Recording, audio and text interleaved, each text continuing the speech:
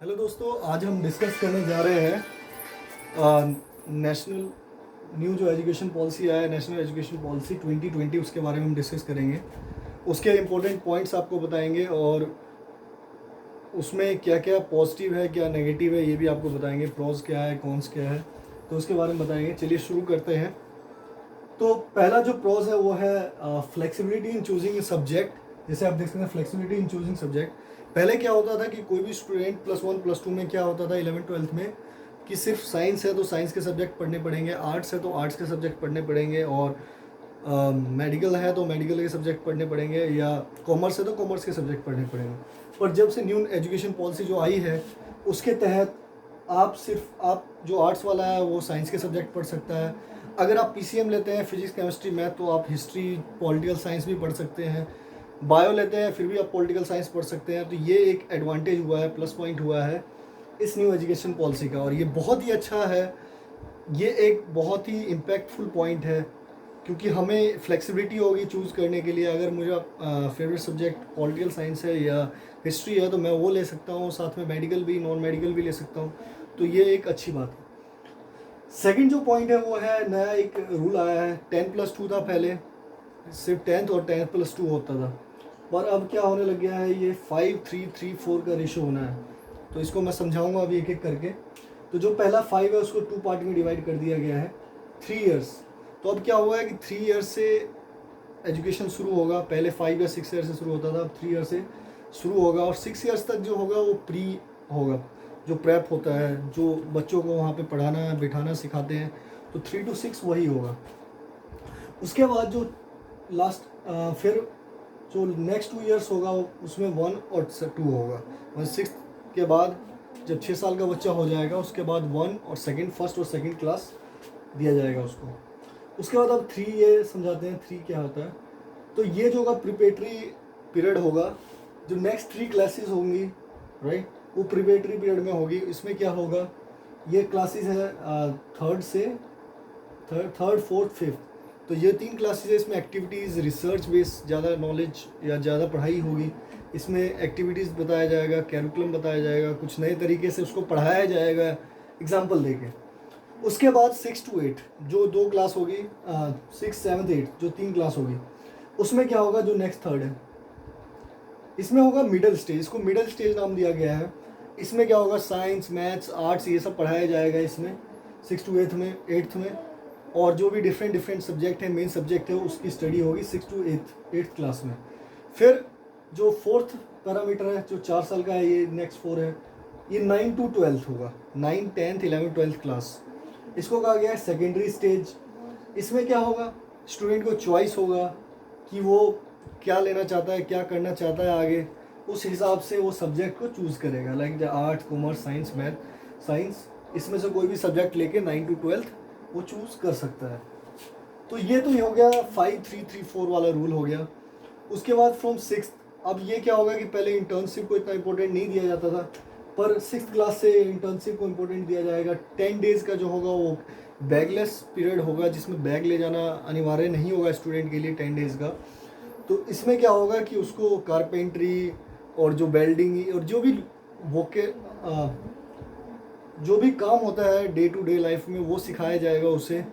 तो ये बहुत ही अच्छा स्टेप है सरकार को एजुकेशन पॉलिसी सुधारने में।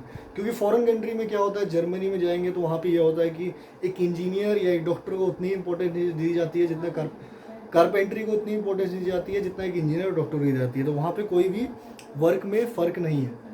पर यहाँ पे भी 6 से इंटर्नशिप शुरू हो जाएगा, तो बच्चों को कुछ ना कुछ नया सीखने को मिलेगा। तो ये अच्छा है। उसके बाद कोडिंग 6th क्लास से सिखाया जाएगा, 6th क्लास से कोडिंग सिखाई जाएगी, राइट। उसमें फिर जो बोर्ड का जो पहले इतना इम्पोर्टेंस था वो कम हो जाएगा। जैसे हम 10th बोर्ड का इम्पोर्टेंस देते थे, 12th बोर्ड का इम्पोर्टेंस देते थे, तो वो कम हो जाएगा। तो इसमें क्या होगा कि अब ये बोर्ड का जो सिस्टम है वो हट ही गया लगभग, ये नहीं रहेगा। उसके बाद क्या होगा कि स्टूडेंट को सेल्फ एवेल्युएट करने का मौका मिलेगा। जैसे पहले क्या होता था, एक रिपोर्ट कार्ड आता है हर एक एग्ज़ाम के बाद, तो उसमें क्या होता था, सिर्फ टीचर एवेल्युएट करती थी। पर इसमें क्या होगा कि स्टूडेंट भी एवेल्युएट अपने आप को कर सकते हैं, अपने आप को मार्क्स दे सकते हैं। तो एक ये अच्छा स्टेप है। नेक्स्ट, तो पहले जो था जीडीपी का 3% एजुकेशन में लगता था कि सिर्फ 3% ऑफ जीडीपी एजुकेशन को जाता है था इंडिया में, बहुत ही लेस है।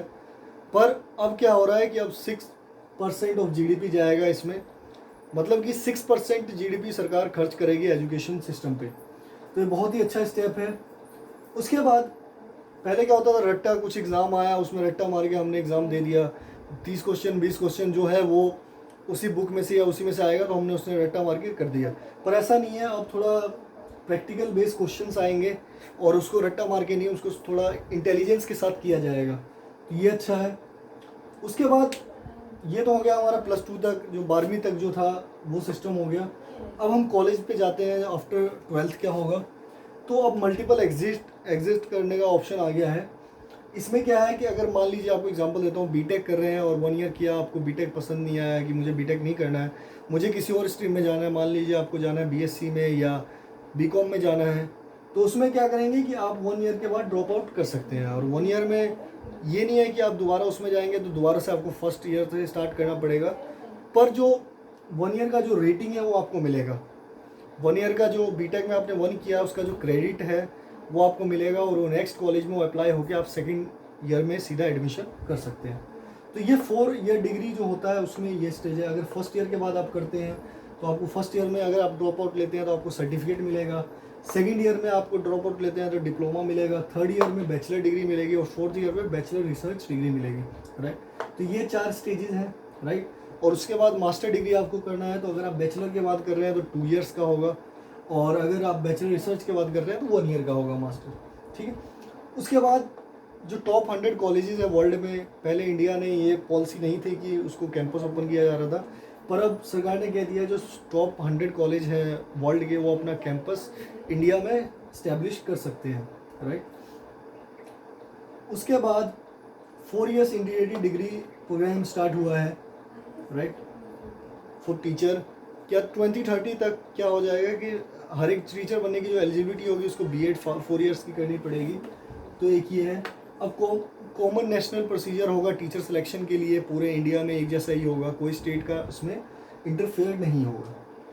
सो गाइज, ये तो रहा जो भी प्रॉस था, जो अच्छे पॉइंट थे इस एजुकेशन पॉलिसी के।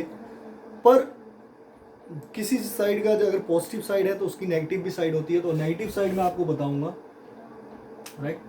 अब इसमें क्या है कि टिल 5th क्लास आपको होम लैंग्वेज में पढ़ना होगा। अगर मान लीजिए आप महाराष्ट्र के हैं तो आपको मराठी में पढ़ना पड़ेगा, आप केरला के हैं तो वहाँ की लैंग्वेज लोकल मलयालम में पढ़ना होगा, मलयाली में पढ़ना होगा। तो ये लोकल लैंग्वेज में आपको पढ़ना होगा 5th क्लास तक। तो ऐसा नहीं है कि ये कंपलसरी है, पर ये दिया गया उसमें।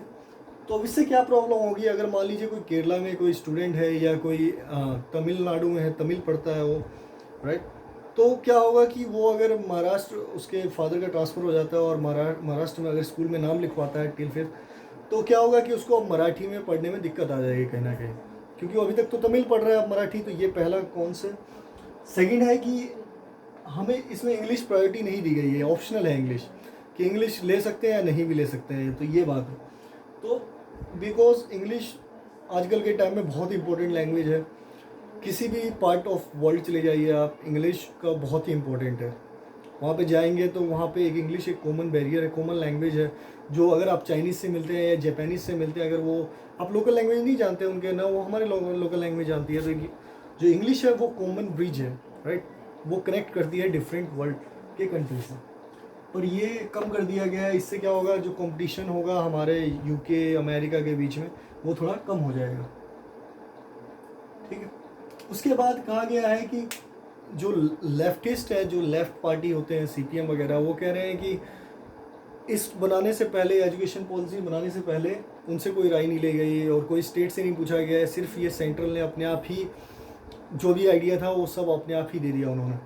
तो ये भी कम कहा गया है, और इसको कहा गया है कि ये सेंट्रलाइजेशन को ज़्यादा बढ़ावा देता है। लाइक टीचर की अगर सिलेक्शन होता है तो सिर्फ सेंट्रल ही उसका रूल बनाएगा और वही सिलेक्शन करेगा, तो कहीं ना कहीं सेंट्रलाइजेशन को बढ़ावा मिल रहा है और स्टेट को उतना उससे अपॉर्चुनिटी नहीं मिल रही है, उससे अपॉर्चुनिटी छीनी जा रही है, तो ये कहीं ना कहीं रेज हुआ है।